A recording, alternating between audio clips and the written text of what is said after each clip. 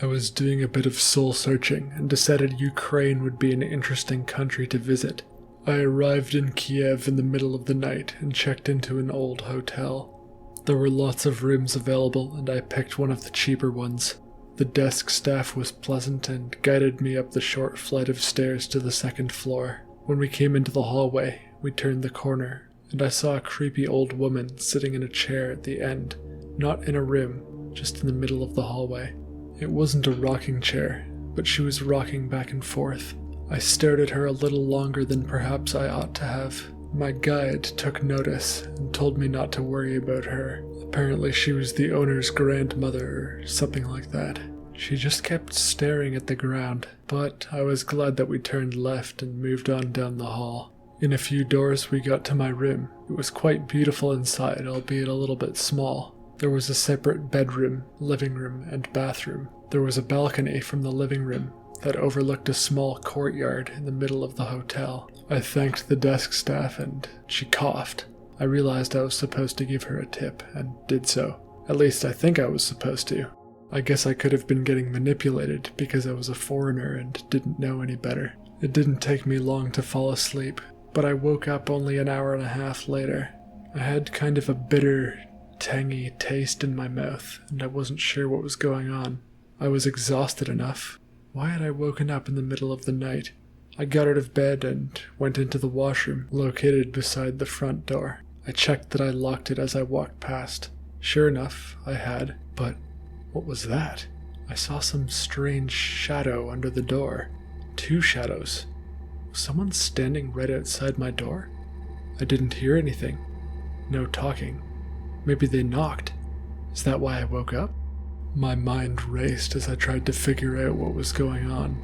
I regretted that I had made so much noise coming from the bedroom out to the bathroom. Were they listening to me? I carefully tiptoed up to the door to try to peer through the peephole.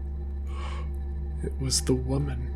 She was still looking at the ground even as she stood right outside my door. She was hugging herself and rocking back and forth. 5 seconds went by, and she glared up at the peephole as if she knew I was there. I tried to cover my gasp and crept back quietly.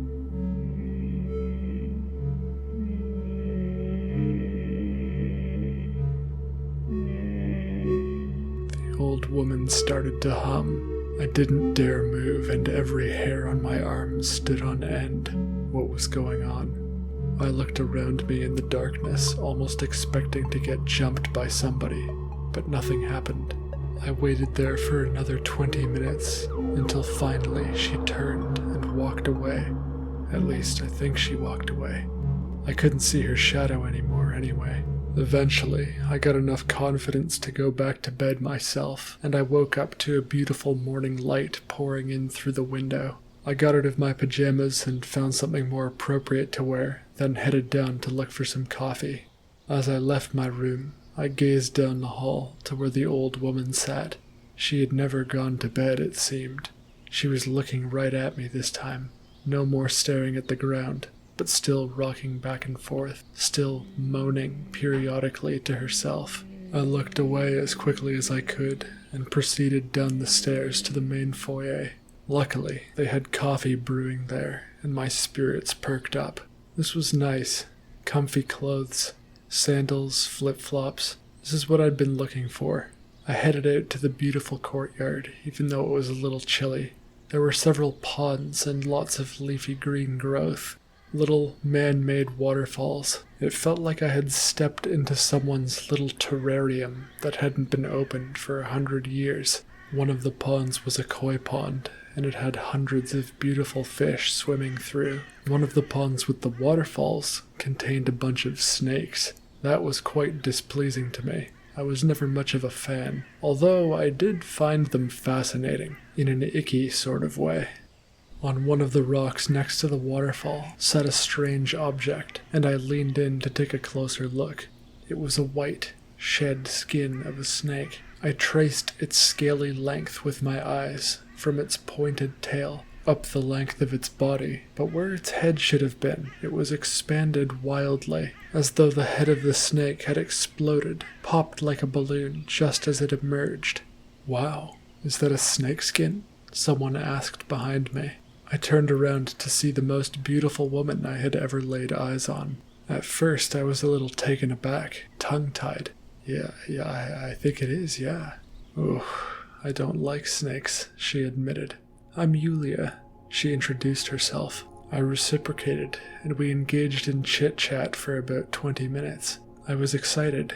We seemed to have real chemistry. Yulia suggested we grab a drink. "What time is it?" I asked, and checked my watch to find out that I had slept through the entire morning. I guess jet lag'll do that to you. It was already 3 hours after noon, and I followed Yulia to the bar. She was wearing a cute little cocktail dress, and I felt bashfully underdressed. Oh well, she didn't seem to care. With alcohol in us, our flirting escalated somewhat. Yulia was all over me, touching my hand and shoulder and chest, and as darkness fell, I felt pretty confident making a move. "You know, Yulia, I picked up this bottle of cherry wine at the airport. I'd love for you to come up and try it with me." Yulia was game, and she took my arm as I guided her up the stairs to my room. "Hey, there's this really creepy old lady, so just try not to make eye contact." "What? What do you mean?" "She's an old lady, she just kind of sits on the second floor here. I don't know, I just got here. Anyway, she was standing outside my room last night, just staring at the door, like I don't know what was going on, but let's just not make eye contact with her, that's all I'm saying." I don't think Yulia totally understood, but she giggled, and that made me feel smooth. I averted my gaze from the right side of the corridor and led Yulia to my room, fumbling with my keys to quickly get the lock open, and then being extra careful to make sure it was locked behind us. Yulia smiled at me, and we retired to the bedroom. She was very affectionate with my neck, kept kissing it and licking it and nuzzling it, sniffing it. Kind of odd, I thought, but I know the neck is a sensitive part of the body for some people, and I reciprocated, as people tend to do to you what they want to have done to them. We made love, and Yulia got up to use the washroom. I was laying in bed, and I noticed that she hadn't come back for a while. Maybe she saw herself out? That would have been odd. I hoped she wasn't going through my stuff. I climbed out of bed and walked through the living room out to the bathroom. The door was closed and the light was on. Okay.